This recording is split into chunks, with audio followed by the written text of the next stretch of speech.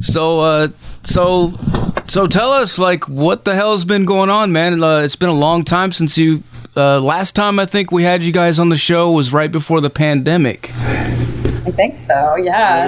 It was after. The Sense came out. No. I think it was after the album. Times I've Seen Evil. Yeah. Right after the. No, it was right after the EP. Oh my God! So did you catch us when we were like in post, right after the lockdown and like the Greek tour and all that madness, or was it right before that? It was right before that.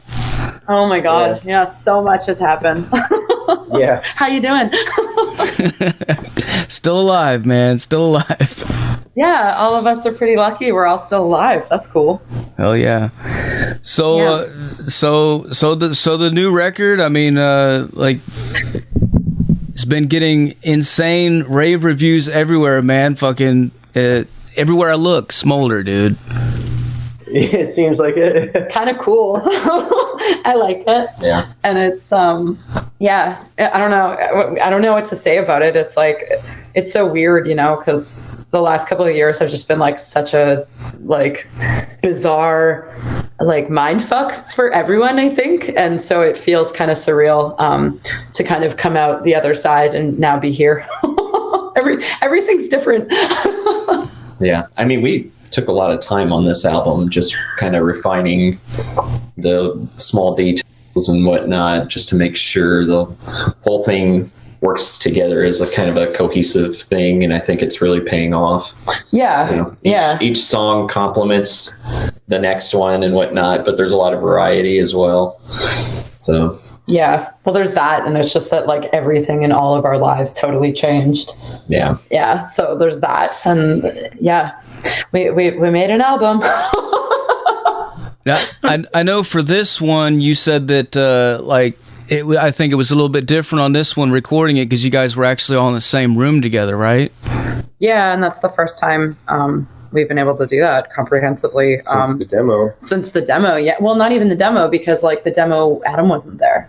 Yeah. It was Donahoe. So True. like it wasn't the same experience. Like we flew the guys out to Finland for like 2 weeks, and we all recorded, what was it, like 10 days in the studio? About that, yeah, 9 or 10 days. Yeah, so we like that whole time in the studio, and everything had been written before. And so I'm sitting. This is Sarah from Smoulder, and I'm sitting with Kevin, our drummer, who's from the United States, and he flew to Finland today because he's here for like just for this interview. He flew to Finland because we're writing the third album, and he's about to have a baby, so he's gonna not tour with us. So yeah, it's good and bad with both of those things.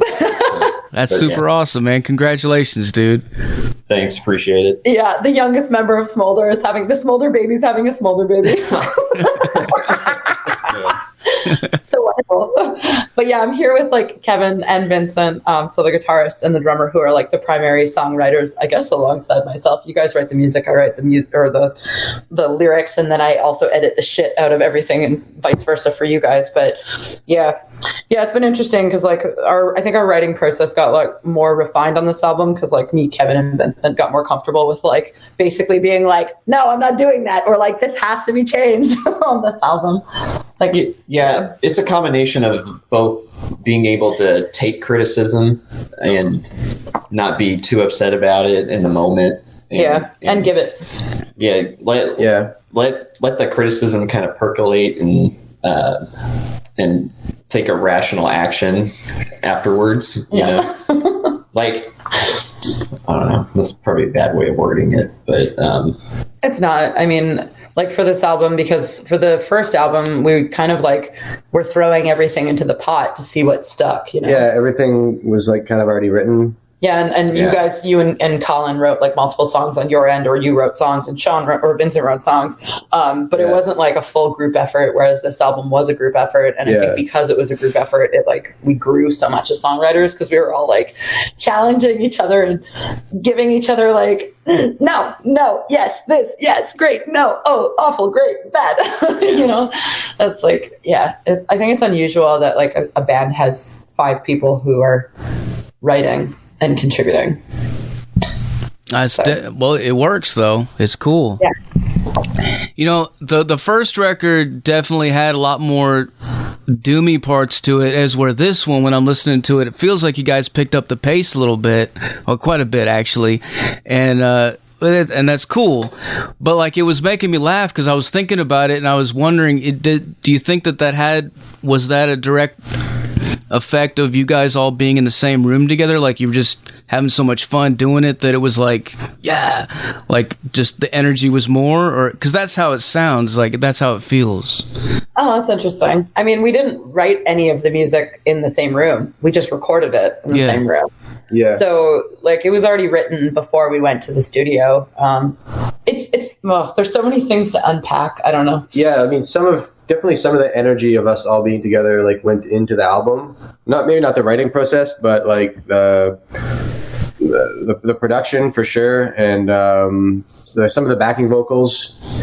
Maybe we had decided to add when we were in the studio. Yeah, but like the energy of us being together is such a weird way to phrase it, because like we did grow a lot closer over the pandemic. And I think because we grew closer and we were like more critical of each other's artwork, it meant that we like worked together to make the songs. And like, one of the things we wanted to do was to like use everybody's individual strengths. And so because we were all writing together, and then it's funny because I like to zoom back, he said, as a lot of people have been saying, that the Doom's gone, which I don't think is true. Like, the Doom is in Dragon Slayer's Doom, and it's in Midnight in the Mirror World, and it's also in Victims of Fate, which we've already talked about. It's like 27 minutes of the album is an Epic Doom album. But because like Epic Doom generally doesn't like get delivered in this context, especially by like a woman, I think it like makes people kind of forget. And because the way that the album was marketed, it was marketed more heavily as like a heavier album, and Talisman of the Blade was the first single. So I think people are hearing the fastness more because it's on the debut. Like, Bastard Steel is a speed metal song, just like Talisman of the Blade, just like Spellforger, you know? We definitely expanded on the speed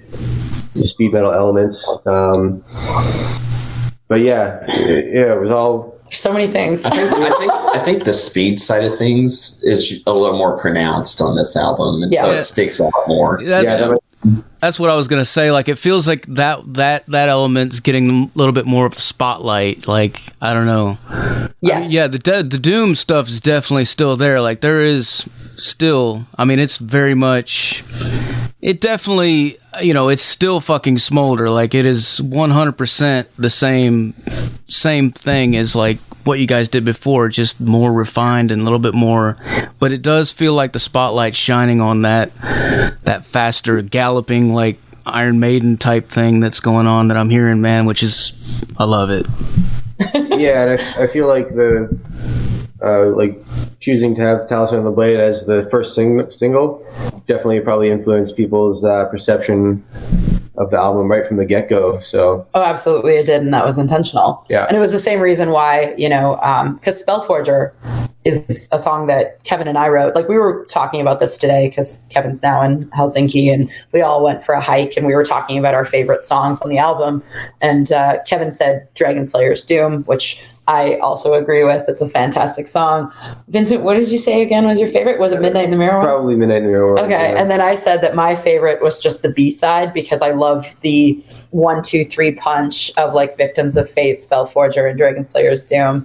But it's an interesting conversation to have, because like the album does get framed as being heavier because the A side is like almost all aggression, whereas the B side is like the Doom side plus the power metal song. I think it is heavier for sure. The production feels heavier too. Yes, there is that. Yeah, we could feel it in the studio. Like, whoa, this shit rips, Yeah, that's true.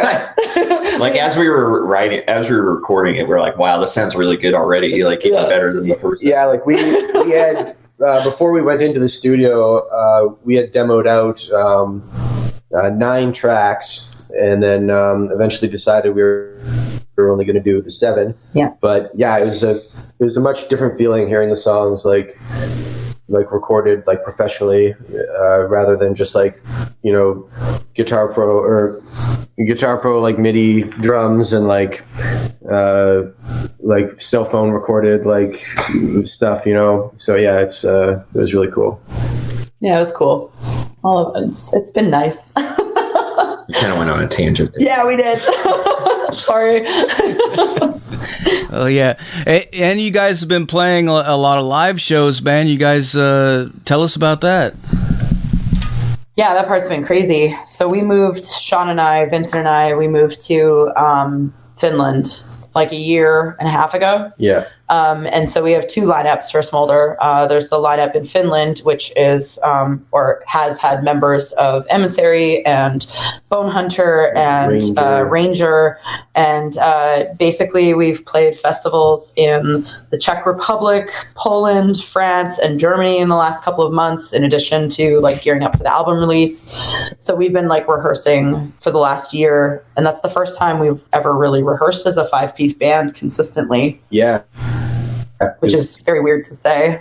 Previously, the shows we played, we'd get together with the North American lineup only for a few days. So sometimes we wouldn't even have the chance to jam before, or sometimes we would only get to jam like once or twice the day before, or even the day of. So yeah, the band fell together and got famous so quickly that we haven't had time to catch up, and now we're catching up. Yeah, which is really nice actually, and it's like really fun, and it's also really inspiring because we just moved to Europe from Canada, and that's a huge relocation, and like the fact that we're focused here now or like live here now means that the rest of the band, it's a lot easier for them to come travel and have somewhere to stay and all those other kinds of things. So it just makes like the international operation of the band great. And it also means that sometimes our friends now travel to Finland to stay in our guest bedroom.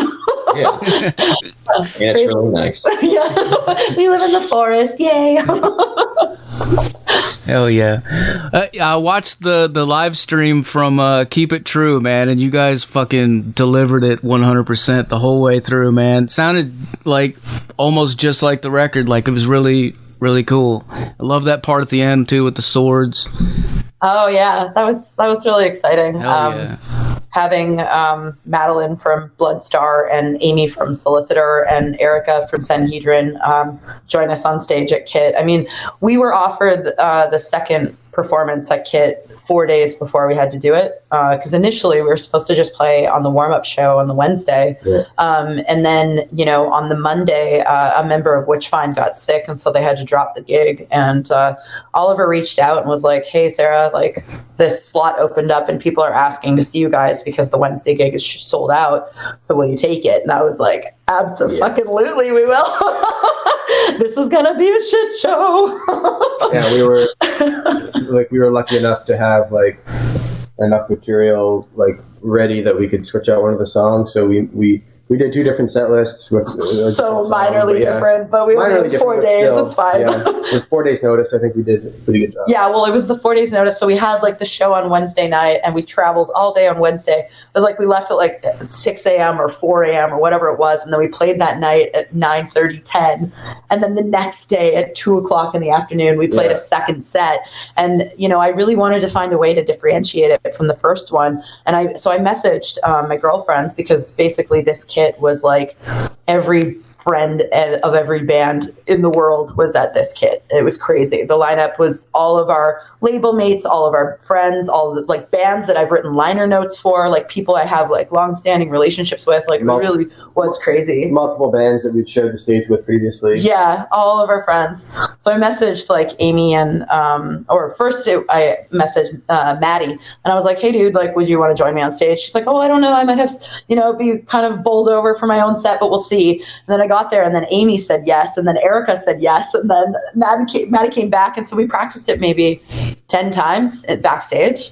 Singing it backstage sounded so good. It was really cool hearing it just like sort of like acoustic backstage, like practice when you guys were practicing. Yeah. That'll be something for the archives that people might see some years down the road. Yeah. Oh really? Oh my god. Okay, that's I was just about to say it'd be cool to be a fly on that wall, man. But so yeah, all of us were doing vocal warm-ups and just like freaking out and doing lots of hugs and drinking and having a fun time, and then all of us were just yelling, singing.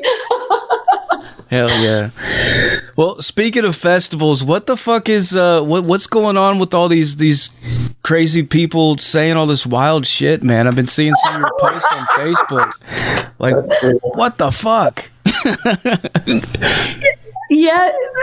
It's been a little wild. I mean, I think right now is kind of a unique time because it's like, I don't want to say it's totally post-COVID, but like the World Health Organization declared that it's no longer a global emergency. So like we're into that point where like everyone's going out again and there's a lot of like anticipation and everyone's like partying and things have been really hard, I think, the last couple of years. And so it's meant that like a lot of the shows that we're playing, like people are responding to almost exclusively to me in this like really inappropriate fashion. And it's been quite funny because there's been multiple situations where I've been standing with a bandmate or a stranger, and someone has come up to me and blurted out something, and all of us, our jaws drop because we're like, wow, like, why are you saying that specifically? Like, also, I don't want to ask any more questions because it's too wild, you know? Yeah, like, how do you even respond to some of that stuff? Do you respond to it, or you just... It really depends, you know. I respond. I try to be reasonable and calm, and sometimes I just like I don't want to like identify people further. It's like basically like this comic that I've been making has been a way for me to kind of like process how strange people are responding to me.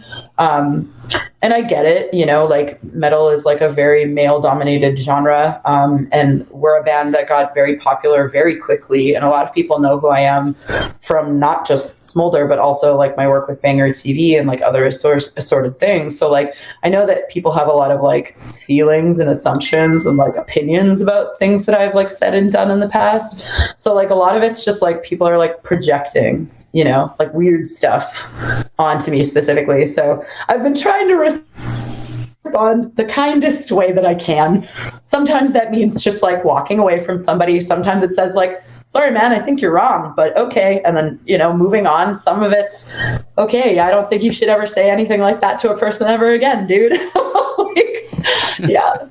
It's been wild the last couple months. Like the one guy, what did he say? That your fucking, that your record you need sucked. To read all of that out on the air. People can find that nugget for themselves. Did you sign his jacket though? The one that was demanding that? Oh, that guy. We did end up signing his jacket. Yes, we did. You did. And to his credit, the next day he actually came up to me and apologized.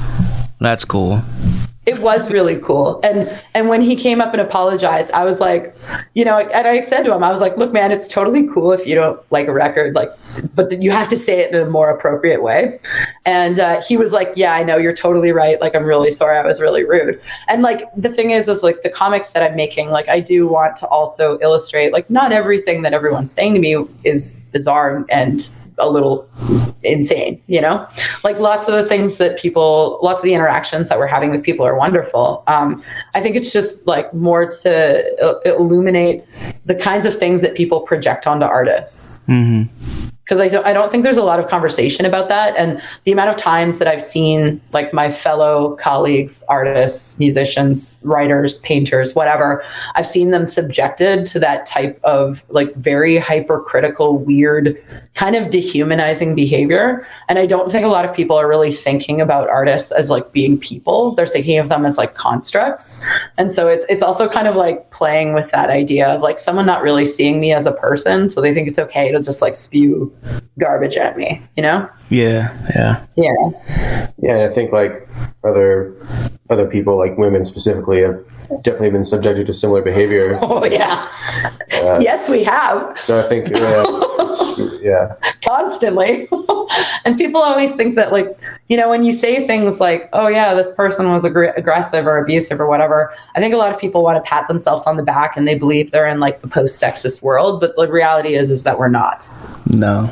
Yeah. So yeah, it's playing with a lot of those themes and also trying to like find it. I'm trying to find it funny because now that the months are over and I'm reflecting back on it, some of it's like, oh, that does not sit very well with me. Some of it's just absurd. Very strange things happened over the last couple of years. Well, it definitely seems like the cool way outweighs the bad. I mean, like you guys, records are flying off the shelf. You guys are playing all these shows. You know, that's what it's all about. You know. Yeah, definitely. We're extremely lucky. The record label that we're on, Sorcerer, they've been really good to us. The fans have been great.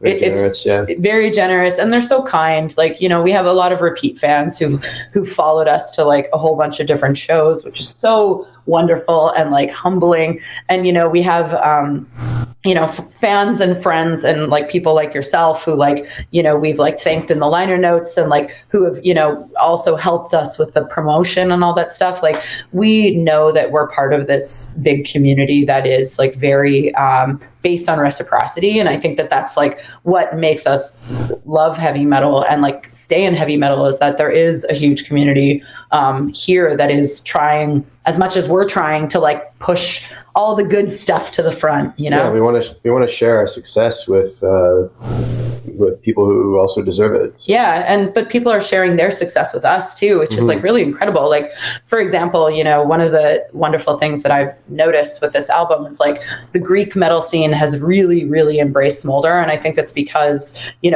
epic metal is huge in Greece. In addition to that, like our tour kind of got like absolutely like burnt alive in Greece, so people want to see us come back, and like there's all these things based on the community there where people have been like really helping us out. And for example, like both Sacred Outcry and Triumpher, which are two amazing Greek heavy metal bands that have also put out albums in the last couple of months. We've been sharing their music, and they've also in turn been sharing ours. And like we're all buying each other's albums and sending each other, messages on the internet and like stuff like that. And it's really nice to see like that part of heavy metal, because yes, there's a lot of like problematic, like fucked up shit in heavy metal, but there's also this community that like loves and like embraces and like lifts each other up. Yeah. And that's when the best heavy metal happens. That shit feels good, man. Yeah, that shit feels great, man. Yeah. Hell yeah. That, speaking of, you mentioned your record label, I gotta say, like, the packaging on this album is amazing. They did a great job, as always. And the beer-colored vinyl, fucking automatic, dude. Like, as soon as I saw that, I was like, bye. Incidentally, all the design and layout was actually Vincent, our guitarist. Yeah, I do all our graphic design. Yeah. Vinyl, cassette, CD, t-shirt, everything. Patches, except for the one-off stuff that's like made by other people. Yeah. Vincent does everything. That's fucking awesome, man. Yeah. He's a very skilled graphic designer. His company, it's called Obscure Visions. Yeah. Briggs, you're real talented. Yeah, if you need t-shirt designs, CD layouts, vinyl layouts, EPKs, cassette layouts, EPKs. Go to Vincent. Bandcamp redesign. New logo. Anything. He did all. You need some old art cleaned up. You need an old shitty JPEG revectorized. He's got it. But he's done all the Smoulder design, and like in addition to that, it was really fun because like this album, I did the illustrations. So yeah, the liner note illustrations. Yeah, so I did those. So if you're looking at like the vinyl and you see like the hooded figure with the sword and like the tower and the skull and the mushroom, those are all my illustrations, which I've been working on for the last like a couple of years. So that is super cool. That's really cool that you guys are so hands-on with everything that you're doing too. DIY or die, baby. Yeah. Fuck yeah, man.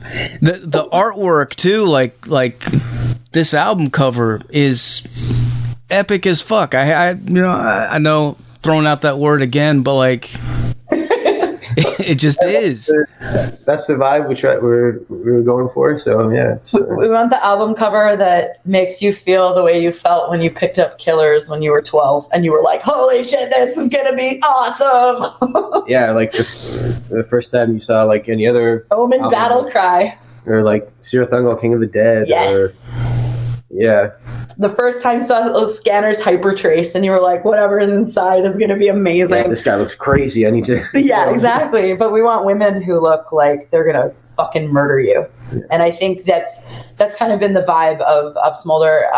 Maybe not the whole vibe of Smoulder, but the vibe of this album, because it is like kind of a thematic concept about like obtaining vengeance against, abusive people, and generally those abusers are almost always men. So that's the theme of the album. And like when we saw that artwork, because it's by renowned fantasy painter Michael Whelan, when we first saw that cover, I just remember seeing it and being like, okay, that's it. This is where it is. Because when we found the cover for Dream Quest Ends, it was the same thing. Like we saw it and we thought, okay, like there's just, you know, that is such a progressive, weird, exploratory EP. And so it felt proper to have this like woman with like, you know, what is it? Yeah. A cape of animal fur and like a castle in the background, you know, like, because it felt like an adventure quest, whereas like the debut felt like, you know, the Thundersword bitch, and like, yeah. All of them have felt like the albums, I think, which is, I don't know what we're going to do next. Yeah. But, yeah. In addition, like the artwork itself comes from the book Amazon's 2. Yeah. And it's like a collection of stories. A compendium about like 99% warrior women. Yeah. Written by women too, which is cool. Yeah, like the title track, "Violent Creed of Vengeance," was influenced by one of the stories in there. So yeah, along with Deathstalker, right? No, that was Talisman of the Blade. That was inspired by Deathstalker. Inspired by Deathstalker, yeah. I take it back. Earlier you mentioned that you had 9 demos when you went into the studio. Is there any chance that those other 2 might see the light of day sometime? We're writing them. We're working on them this weekend, actually with Kevin here. Even earlier today, we were just discussing the songs, and one of them we'll probably end up recording almost as it is for a future release, and then the second one is going to get a pretty drastic overhaul because we weren't totally happy with it. So yeah, but there's also like we already have 7 songs, and there's no saying that all 7 of them will make it to the album. But the fact of the matter is like the band now, like we're about to do a 2-week European tour. Kevin's about to have a baby. Another one of our Finnish members, Dimi, he and his partner, his wife, are about to also have a baby. So they're going to be, he's leaving the Smoulder lineup as well. So we're like doing all this internal work right now to like get everything up, but it'll take years before another album's out. Like we're never going to be a band that releases albums every year or every 2 years. It just won't happen. Yeah, I would be surprised if it took us like 5 years. 4 or 5 years for the next one, but yeah, we'll see. We'll see what happens. Maybe it'll be 2 years. Maybe we'll tour and we'll be like, damn, that was the best thing I ever did. Let's do it again. And then we'll tour again in the spring. That would be a lot. Because we have all these festivals coming up already in the spring. We've been asked to like play some really cool shows, and it's making us very creative because we've had so much positive feedback, I think. Yeah, we might also finally make it back to North America next year. Yeah. Oh man, that'd be awesome. Yeah, maybe we could play your bloody metal festival. Like that's been so crazy, Zach. Like, can you? What status? Awesome. What status are you guys at with that festival right now? Because I remember last year, like all the stuff that happened. I was telling the guys about it today, telling them about how, you know, you guys ended up getting like boycotted by like the local like church or something like that, and then you know, you guys started sharing all those memes. Yeah. On the internet, and then you sold 1,000 tickets. Like, it was amazing. It was so cool to watch from the internet. It was awesome. And then they changed the laws in that town, so like that place is pretty much off limits now. So we had to move it to another place, and they're constantly because of you. What? Like did they change the laws because of you guys? Yeah, basically, yeah. Oh my god, that's crazy. So fucking repressive. It's It is insane. Yeah. And they're trying to do stuff all the time. I mean, I don't know. It's like, yeah, I mean, we don't need to talk about like the world's increasing march like towards fucking like fascism, but we kind of do, because like stuff like that is indicative of it. You know what I mean? Like it's basically like art. Well, it's the illegalization of deviance. That's what it is, and it's happening to like, you know, marginalized people all over the world, but it's definitely real fast in the US, which sucks. Yeah, we'll keep on fighting the good fight, though, man. That's all we can do. Absolutely, never stop fighting in the streets. Hell yeah. All right. Well, guys, I'm about out of questions for you. Is there anything else you want to let the people know? So we haven't talked that much about the music itself. So can I say a thing about the music? Yeah. Tell us. Okay. So so Smoulder is a mix of US power metal and epic doom and traditional heavy metal. And I think that on Violent Creative Vengeance, we really kind of have crystallized all of our disparate genre interests into a single thing, which is great. And we sold out of the first press of the vinyl of the album, which was a 1,500 run, which is a pretty big deal for us and very cool. But we're going to do, we're doing a second press of the record right now, which is going to be released by Cruz del Sur again, obviously. And you can buy anything you want from us, like t-shirts and flags and patches and vinyl and CDs at smoulder.bandcamp.com. Please go to smoulder.bandcamp.com and support us there, or share our music, all that other kind of stuff, because I know you have a massive audience now, Zach. I'm really impressed watching your business grow. Thank you. Yes. Yeah. And what you said, go to fucking Bandcamp and buy that shit. God damn it. Buy that shit. God damn it. Yes. All right. Well, before I let you guys go, could I get you to make us another station tag? Yes, of course. All right. Whenever you're ready, say something like, "This is Smoulder, and you're listening to Metal Devastation Radio." Okay. Hey everybody, this is Smoulder, and you're listening to Metal Devastation Radio. You guys should have said something. Go. Yeah. Yeah. This is Vincent from Smoulder, and you're listening to Metal Devastation Radio. Fuck yeah. All right, I guess I'll go. This is Kevin from Smoulder, and you're listening to Metal Devastation Radio. Thank you guys so much. Really appreciate it, and we will talk again soon. All right. Thanks, Zach. See you later. All right, later. Bye.